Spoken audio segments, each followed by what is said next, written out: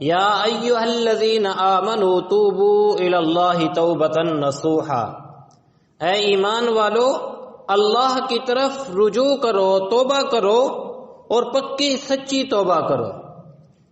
توبۃ نصوح کہتے ہیں تنزیہ الذنب عن القلب، کہ دل سے گناہوں کا کھوٹ ہی ختم ہو جائے، دل سے گناہوں کا کھوٹ ہی ختم ہو جائے۔ دل ایک صاف شیشے کی طرح، صاف آئینے کی طرح ایسا یعنی پاکیزہ ہو جائے، صاف ہو جائے کہ جس کے اوپر گناہوں کے دھبے بالکل نہ ہوں۔ اور حسن بصری رحمت اللہ علیہ فرماتے ہیں کہ توبۃ نصوح کہتے ہیں کہ گناہ ہو جانے کے بعد ایسی توبہ کر لینا کہ جیسے پہلے گناہ سے محبت تھی، رغبت تھی، اب اتنا ہی اس گناہ سے نفرت پیدا ہو جائے۔ جب بھی اس گناہ کا دل میں خیال آئے تو انسان اللہ کے سامنے رو رو کر توبہ اور استغفار کرے، تو اس کو توبۃ نصوح کہا جاتا ہے۔ تفسیر مظہری کے اندر لکھا ہے، فرمایا کہ توبۃ نصوح 4 چیزوں کا نام ہے۔ نمبر 1، زبان سے استغفار کہنا، استغفر اللہ استغفر اللہ استغفر اللہ ربی من کل ذنب واتوب الیہ، تو زبان سے استغفار کرنا۔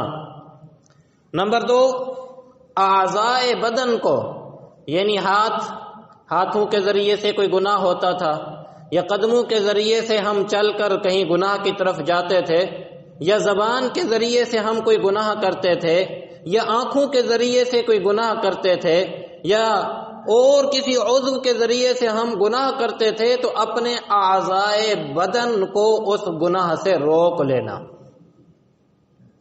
اب یہ تو نہیں نا کہ ایک آدمی گناہ بھی کر رہا ہے اور ساتھ ساتھ استغفر اللہ کی تسبیح بھی پھیری جا رہا ہے۔ جیسے اللہ معاف فرمائے، ہمارے ہاں یہ صبح صبح نئی حضرات بیٹھے ہوتے ہیں نا، تو داڑھی بھی منڈوا رہے ہوتے ہیں، مونڈ رہے ہوتے ہیں، اور ادھر قرآن مجید کی تلاوت بھی لگائی ہوئی ہوتی ہے۔ تو ایسی تلاوت کا کیا فائدہ کہ جہاں گناہ بھی ہو رہا ہے، اور تلاوت کے انوارات اور برکات کیسے حاصل ہوں گے؟ ادھر نبی کی سنت کو ذبح کر رہا ہے، اور ادھر کیا کر رہا ہے؟ قرآن مجید کی تلاوت لگائی ہوئی ہے۔ تو ایسے تو نہیں نا کہ انسان گناہ بھی کر رہا ہو اور ساتھ ساتھ استغفار کی تسبیح بھی پھیر رہا ہو، ایسا نہیں، بلکہ اعضائے بدن کو، یعنی اگر نظریں غلط دیکھ رہی ہیں، ہاتھ کوئی غلط کام کر رہا ہے، پاؤں کے ذریعے سے اگر کسی غلط راستے کی طرف آپ جا رہے ہیں، یا اور کوئی گناہ آپ کی زبان سے ہو رہا ہے یا کسی عضو سے ہو رہا ہے، اپنے اعضاء کو اس گناہ سے روک لینا، یہ تب توبۃ نصوح ہوگی۔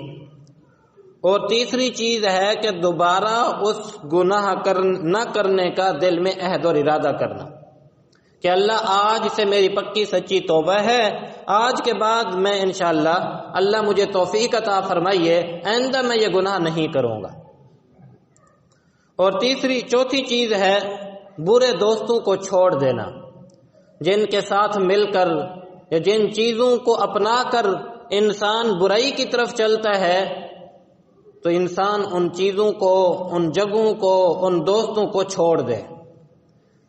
یہ عاجز ایک بات کہا کرتا ہے کہ انسان خود برا نہیں ہوتا، انسان کو انسان کے دوست اور ارد گرد کے رہنے والے افراد برا بناتے ہیں۔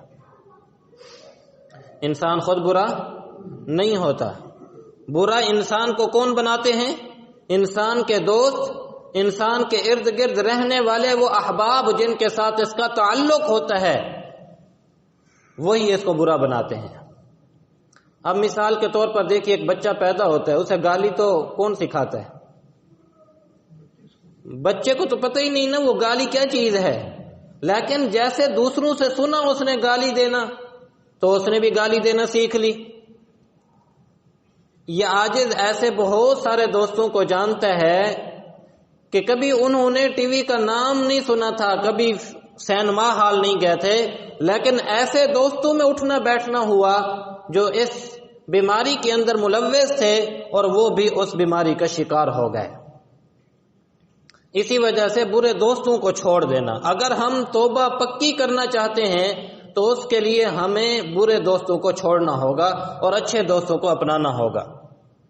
یا ویلتا لیتنی لم اتخذ فلانا خلیلا، انسان قیامت کے دن افسوس کرے گا، ہے کاش، ہے افسوس میں نے فلاں کو اپنا دوست نہ بنایا ہوتا۔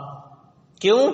کہ اس فلاں کو اپنا دوست بنانے کی وجہ سے جیسے وہ غلط راستے پر چل رہا تھا، گناہ کے راستے پر چل رہا تھا، گمراہی کے راستے پر چل رہا تھا، مجھے بھی اسی راستے کے اوپر چلا دیا اس نے۔